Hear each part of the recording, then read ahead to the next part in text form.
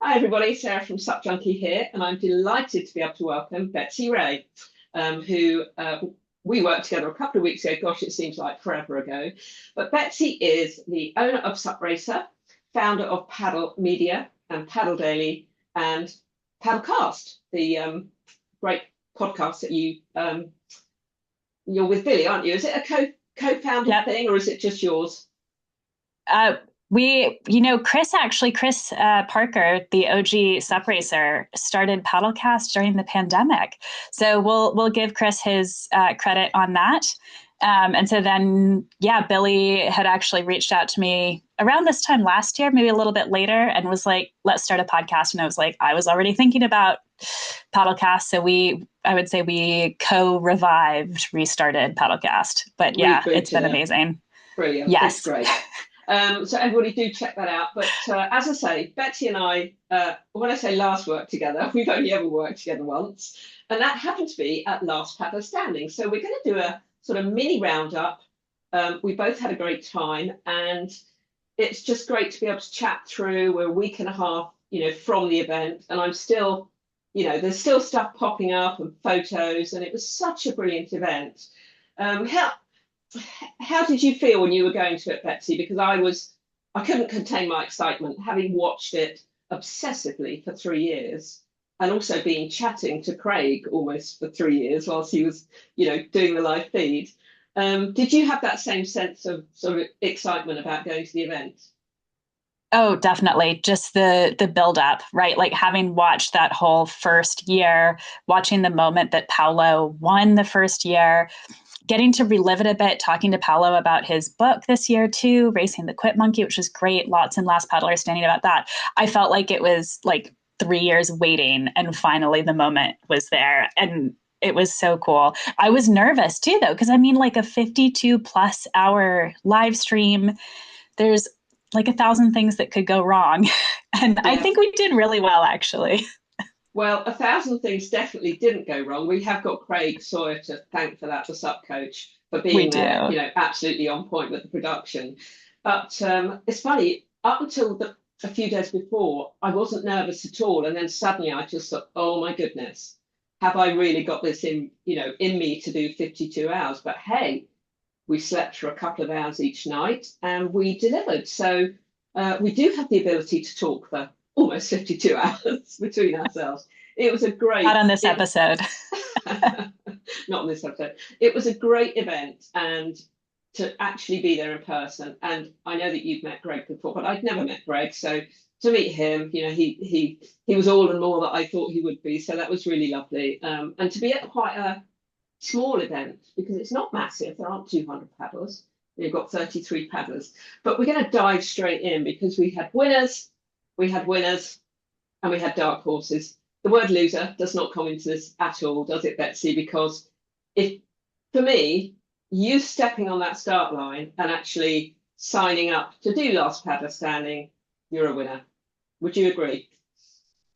Yeah, I mean, it is a huge undertaking to just get out there and get started. Um, I don't know. Mike Malone, it was 100 meters. Sprints. I'd like to see him do more next year and finish a full lap. But yeah, everyone else who really just got to the start line, it's so much about pushing your personal limits and finding out what you're capable of. And so yeah, I think to me, it's like anyone who got on that start line with the intention of, I want to find out what I am capable of.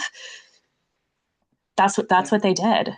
Yeah. And going back to Mike, he did say that he's going to learn to do a boy turn so that he can actually do a shorter race. Yep. He literally did 100 meters. He wanted to be the shortest man standing. I don't know. Anyway, it was great. It was great fun actually to see him fly back to the beach. I had no idea what was going on.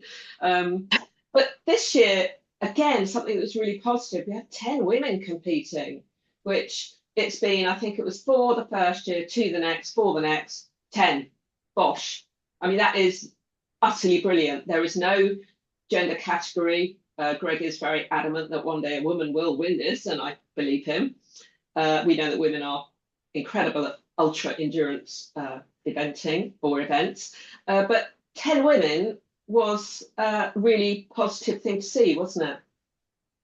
It was. I was so happy to see that. And it is the kind of event, as you say, where women should be able to challenge the men at the top. It is really hard with that 4.9 mile lap. I had talked to Lindsay about it. I think, Lindsay Tilton, right? I was just listening to your great interview with Lindsay earlier.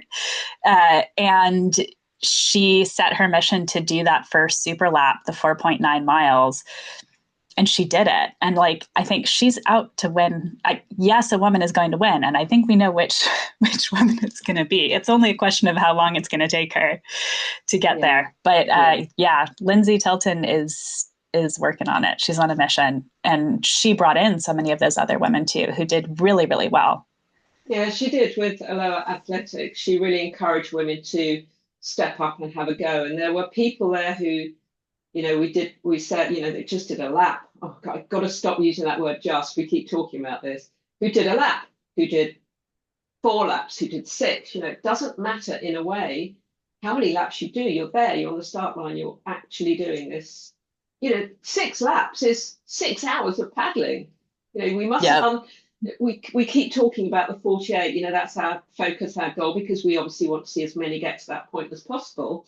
But 2 laps, you may never have done that before. And conditions were a little bit spicy on Saturday. We had quite a little bit of wind, and going up to that, the Buoy of Doom, it was called, which was a little bit more out in the open water, a lot of side chop. And apparently, we couldn't see it from there or from where we were, but there were people falling in, quite a lot. So, what we see coming into that sheltered bay, obviously we had Craig with his drone, which is some super shots coming in there. But it was pretty spicy out there on that top red buoy. It Sure. was. It was an interesting way to begin the race, I think, too. You know, like I guess that morning it was pretty calm, but like pretty quickly by like the third lap, I would say, third or fourth, because we saw a lot around that kind of like 3 to 8 lap mark. Things were spicy. Yeah. Some And good young, paddlers got knocked out there. they did. And young Colt Reeves, who's done it, I think this is his third time of doing it, or second maybe. Yes, He really third. struggled actually this year. He's done, he paddled a lot more the time he did it before, but it was because the conditions were really quite tough. So again, Yeah. fair play to everybody who got on the water. So let's talk about the paddlers. Let's God, where should we start? We had lightning, we had alligators, we had dark horses. Shall we start with those? Shall we start with the dark horse? Greg Peters, I'm thinking. Greg Uh, Peters, our man Greg. Oh my God. Absolutely. He has done a couple of posts since then, and goodness me, it explains a lot, doesn't it? I mean, we were fascinated by Greg. I was fascinated when he finished, and he was literally asleep on the concrete floor in a coma, could hardly wake up. And when you read his story, you understand exactly why. Can we sort of put it in a nutshell how Greg got on? Oh Who my God. who is he? What's he done? Has he ever paddleboarded before? How does he train? These are fascinating stats, aren't they, Betsy? Yeah, I thought, shall we sum it up as his dog had done more stand up paddleboarding than he had before the race? Yep. And usually being towed by Greg as a training tool. And we're Yeah, talking about a 230-pound big dog, Great Dane. Great Dane. I mean, amazing. I think he'd done one race before this event. Yes, the race that he had done, the only stand up paddleboarding race he had done was half a mile long. Crazy, crazy. But, ex-army, super focused, big guy. We kept talking about his big paddle. It was a ZRE. It was huge, but that's what he chose. He chose a huge blade. He chose a longer shaft. He had a choice of boards. Apparently, he chose a slightly narrow one. I think it was a 25-inch. But he was just consistent. He was not slow. He was fast. And Yeah. he had the goal of winning last paddler standing. He fell off in lap 6 on that buoy, and he thinks he broke a rib. I mean, He did honestly, break it. well, He I didn't say he know thinks in he the did moment. break. He No, he he got didn't. diagnosed. That's our Yeah, post post facto. scoop. Yeah.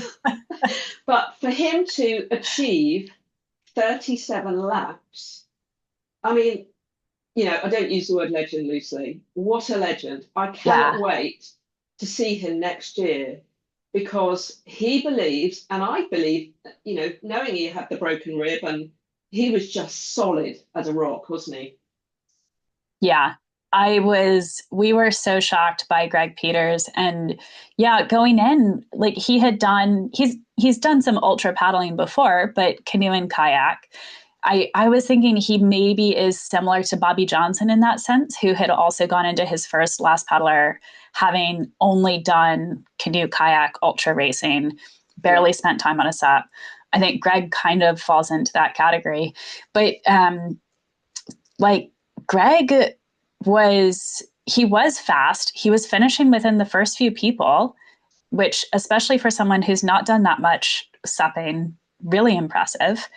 And he actually I think the only reason he ended up dropping out at lap 37 is because he missed the 2 minute whistle while he was getting a bit He of fell rest. asleep. And He fell yep, asleep, didn't he? So I'd forgotten which that. we've seen before. And Yeah. yes, he was in pain, but he wanted to keep going. And the other thing was that was the hour before the lightning. So if he had made that cutoff for that hour, he would have actually gotten those 2 hours of rest. In the moment, I was in doubt. I was like, oh man, like Greg is struggling. He's in pain. I don't know if he would have kept going, even if he had gotten in the lap. And then after the fact, kind of like hearing about where he was actually at mentally, I think instead of physically, he maybe could have kept going. Like he is really someone I will be watching, especially if he spends a little bit more time on a SUP. Absolutely. And I think he will. Maybe he'll do 2 half-mile races or something next time.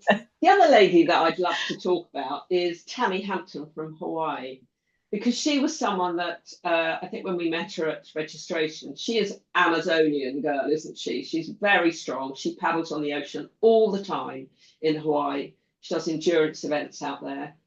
And she had the goal again of 48 laps, if not more. And she had something completely unexpected happen and therefore couldn't continue.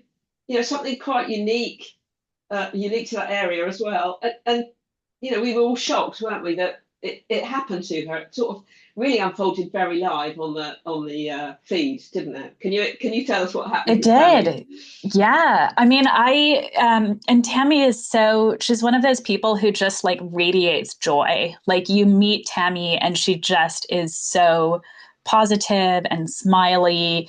And, she was, she's finishing every lap. She was finishing towards the end of every lap, right? So she didn't have a ton of time to spare. And I think the only challenge that created for her as we went into the first night, as things got dark, it meant that she was paddling on her own a lot. So that when her board hit a little alligator, she was on her own. And actually, Sarah, I think because you did the interview with Tammy after that happened, we had to give her some space because when she came back, she was pretty shook up. She's really But I think upset. you got to speak to her, yeah, the next day, and you got to hear from her all the gory details. I say gory. She's Yeah. okay. She's okay, but actually, it was interesting because I was on the beach when she came in and I saw her crying and just saying, "Oh my God, there was an alligator!" And so I came back to the desk and said, "Tammy's out. There was an alligator. She's had to pull out." And then, of course, we got all the comments saying, "Oh my God, is she okay?" We're like, "Oh, it's not really our story. We can't really find it anymore." That is Yeah. not hearsay. That is the truth. That's what I heard. So we really had to leave it a little while. So people watching were really quite concerned, especially those, I guess, family from Hawaii. Anyway, yes, she did. She hit an alligator. She's on an inflatable. That could have been if he just caught his teeth in it or something. It would have been worse. But he just thrashed about. I mean, he was obviously very shocked that he'd been hit. It was dark, and he thrashed about, and he sort of almost thrashed onto the board and hit her leg with his tail. So she probably thought, "Oh, I am being attacked by a small alligator." She wasn't. He was scared. He was more scared of her, probably. But it absolutely threw her off her game. She screamed, she cried.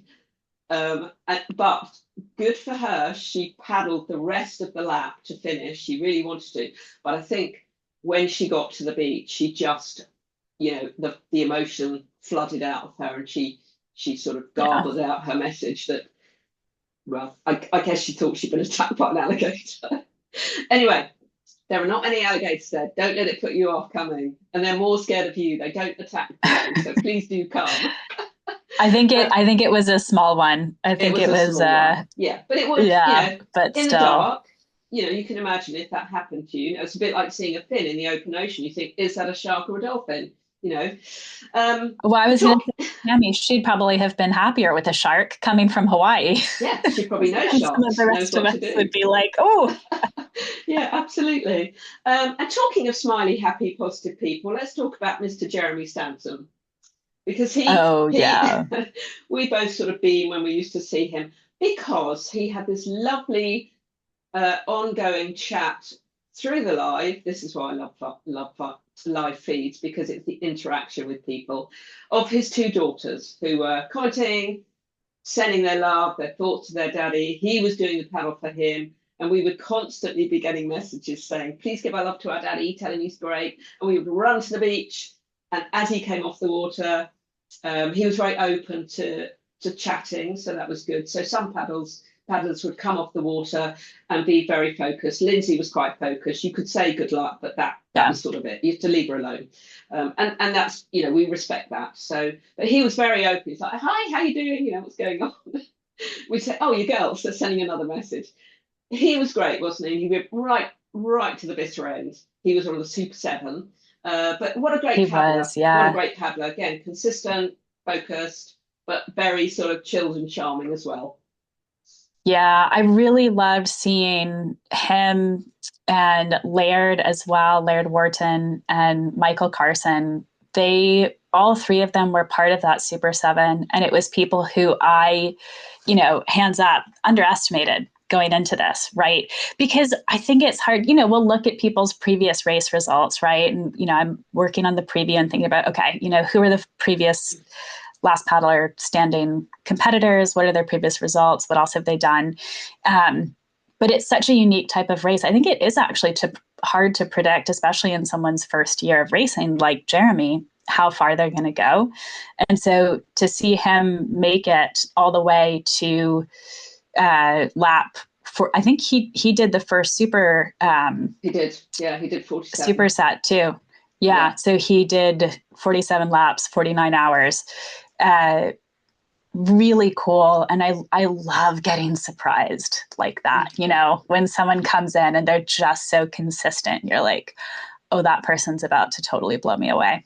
Yeah, absolutely. And there are paddlers that, we can't know everybody and there are names. I've not done a great deal of endurance watching, I guess. This is quite new for me. So, yeah, to have those surprises and go, well, who is this person? And you see them paddle, you go, yeah, they're doing pretty well. And then suddenly you're like, hey, we're at 47 laps and he's still there. So he was great to see. And we really loved that. We really liked his vibe, didn't we? And his chit chat, don't all have to do it. Was there anybody else who stood out for you, Betsy, in the race, sort of leading up to the Super Oh, 7? for sure. I have to, because I've just mentioned his name, Mike Carson. And I had a really interesting chat with him after the race. This was so fun, right? We get to know the paddlers pretty well over the course of 52 hours, and much better than we know them at the start of it. And Mike Carson, I think it wasn't until the second night, we're like watching him. He's going. He looked like he was really having a hard time at points, pushing off the beach, looking a bit wobbly, taking a minute to stand up. And it was like, ooh, is he going to make it? Is he going to keep going? I think we both doubted him. Yeah, we did. And then I, went fishing for information around the camp, as one does. I was fishing for coffee, actually, and stumbled across information and found out that Mike Carson he is just like this unbelievable ultra runner, like 100-mile, multiple 100-mile races, crazy fast pacing, like world-class ultra runner. And he made it to lap 48. He attempted lap 49. I mean, knowing that, his strength is in running, not in SUP, I could confidently say, like, he went out there knowing he wasn't going to make the cutoff, and he tried anyway. He finished the lap. It just wasn't within an hour. And I was happy to get the chance to chat with him a bit afterwards. And one of the things I loved about the way he approached it was, like, he knows he's good at running, and he knows he's not good at paddling. Not good. And I mean, I'm saying that obviously he is good, but relative to running, right? Yeah.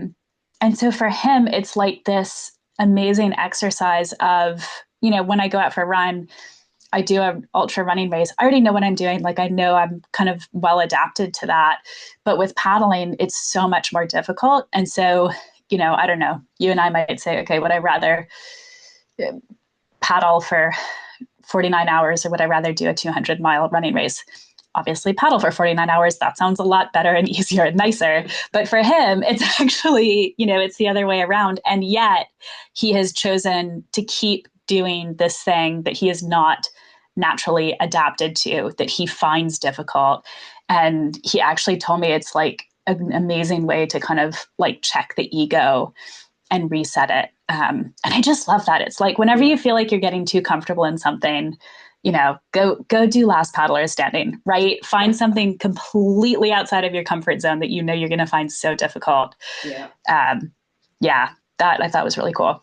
Yeah, no, I absolutely agree with you. We did sort of halfway through, didn't we? You came back and said, "Do you know who this guy is?" It was like, well, he blew our minds. He was great. And I can't remember if it was Lindsay who was saying that, different people come off and do different things. And every time he came off, he was like, I've got a sore foot, or a little bit sort of, grumpy, or not grumpy, but just, it was just interesting to see how people He was just focused, I think, sometimes someone looks grumpy and actually it's just that they're focused. Yeah, I think he was just sort of saying, I've got a sore foot, or I've got, bladder's run out, but just talking through it. What an amazing paddler. Absolutely fantastic. So shall we zoom forward to the Super 7, who were our 7 leaders from lap 38. We had 7 left. It had never happened before that we had 7 going into the Super Loop. 7 to finish is just an incredible stat, isn't it? It absolutely shows the level of amazingness, talent, longevity, that they can just keep doing this. And to have 7, it really, I think we thought that we had some really, really good paddlers in this year's event, but we really did, didn't we? I mean, they were incredible. Yeah. I mean, not least because Lindsay was tucked in there with the boys. But it felt like a little team, those 7 towards the end, because they paddled together for over 10 hours. And they were pretty, they're pretty in a little group, weren't they? Yeah, it was incredible. I think, as you say, like, we knew this was probably the most competitive year yet. I loved, it wasn't the 7 who I expected to see at the end. I think that made it more exciting. And it increases that club of 48ers. Like, the number of people who have made it to 48 hours in this race, which is hard to do, keeps increasing year by year. And there were people in the race this year who, didn't hit 48 this year. They have in previous years, and they've got the potential to hit 48 again. So I think it just makes the race so much more, just competitive and exciting going into future years, as that sort of club of people who have hit and who can hit 48 gets bigger and bigger. Absolutely. We had Lindsay, who I've spoken about. We had Brad Friesen, Bruce Smith from Great Britain, Mike Carson, who you mentioned earlier, Jeremy, who mentioned earlier, and Laird. And they were just, going out there. And, we talked about consistency, but that is what you need in this race. You need to be consistently, you need to know your time, your lap time. You need to be consistent about getting off the water and going to your station, being looked after. But those 7, it was almost like, no one wants to be the first one of that lot to drop out, and they didn't. Yeah. they went forward to the super lap. Now, Betsy, I'm going to just ping you a little message right now, voice to voice. We're running out of time. So what I'm going to do, as I did with Lindsay, is probably, if you've got time, we'll do a little mini part 2, if that's all right, because we're just going to run out of time. So if we spend another few minutes talking about that, if that's all right with you, who knew we could talk so much about Last Paddler Standing, 52 hours, and here we are running out in half an hour.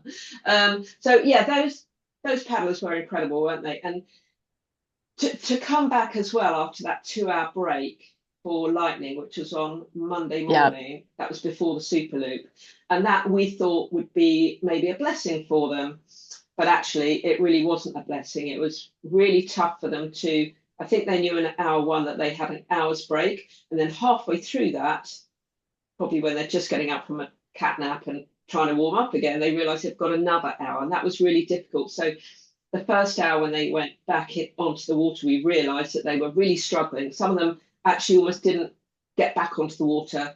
I think it was Jeremy and someone else, they found it really tough to be paddling consistently, know your times, then suddenly you've got that all thrown in the air. I think that was really tough, wasn't it, for them? Yeah, that was really challenging for all of the paddlers. And it was serious lightning. Like we had the luxury of watching it from indoors at our reporting desk. But yeah, it was major serious lightning, and it was really hard on the racers. So no one should be saying that made it easier because we were there. It did not. No, it absolutely didn't. I think it just felt like, hey, they've got a chance to have a really good sleep, but your body would just be, screaming out when you're trying to wake it up after, 40 odd hours, be saying, what the hell are you doing? Leave me alone. I think if you're happy, Betsy, we'll come back to part 2, because we've got the whole of that super lap, and then we can talk about the total loops and things, which is fascinating in itself. If you're happy to do that, may we do that? Yeah, sounds good. And we've also, I think off our Super 7, we missed off John Batson, of course, the spoiler, the winner, the ultimate winner. So we'll give him his dues in the part 2. Yeah, sorry I missed you, John, but you will get due credit in part 2 for sure. All right, Betsy. How exciting! We've got part 2 to come. I love it. Short and sweet. Thanks for your time, Betsy. Sounds good. Thank you, Sarah.